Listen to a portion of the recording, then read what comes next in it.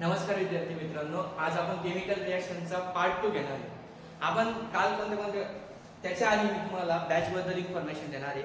आपण या बॅच मध्ये सायन्स या विषयाचे सर्व लेक्चर्स अवेलेबल करणार आहोत। सायन्स या विषयासाठी पार्ट 1 आणि पार्ट 2 याच्यामध्ये आपले सर्व लेक्चर्स असणार आहे आणि आपण त्याच्यानंतर टेस्ट पेपर पण घेणार आहे, ठीक आहे।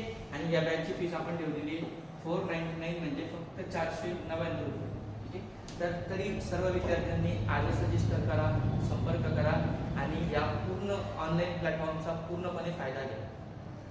तर आपण कालच्या व्हिडिओमध्ये केमिकल रिएक्शन काय असतं, रिएक्टंट काय असतं, प्रोडक्ट काय असतं ह्या गोष्टी बघितल्या होत्या। कॉम्बिनेशन रिएक्शन काय असते ही बघितली होती। तर आज आपण केमिकल रिएक्शनचा पार्ट 2 घेणार आहे। त्याच्यामध्ये आपल्याला सगळ्यात पहिला पॉइंट आपल्याला बघा, डिकम्पोजिशन रिएक्शन। डिकम्पोजिशन म्हणजे तुम्हाला एक डायग्रामॅटिक फॉर्म मध्ये मी दाखवलंय। डिकम्पोजिशन म्हणजे ए आणि बी हा सोबत आहे, हा ब्रेक होतोय, ए वेगळा होतोय आणि बी वेगळा होतोय। म्हणजे असं ए बी दिलेला आहे, तो ब्रेक होतोय आणि बनतोय ए प्लस बी, बरोबर। मग मला सांगा, या ए बी ला मी काय म्हणलं होतं काल, रिएक्टंट म्हणलं होतं, आणि याला काय म्हणलं होतं, प्रोडक्ट म्हणलं होतं। मित्रांनो मला सांगा किती प्रोडक्ट बनले? 2 प्रोडक्ट बनले, 2 किंवा 2 पेक्षा जास्त।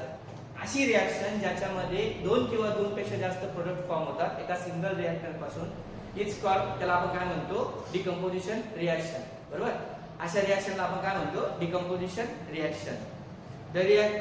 To or more products are formed a single reactor it's called decomposition reaction. त्याच्यामध्ये जर एक्झाम्पल घ्यायचं झालं तर एक्झाम्पल असं येईल बघा मित्रांनो, CaCO3 calcium carbonate, it gives CaO plus CO, ठीक आहे। म्हणजे कॅल्शियम कार्बोनेट ब्रेक झाला, CaO आणि CO2 बनला, ठीक आहे।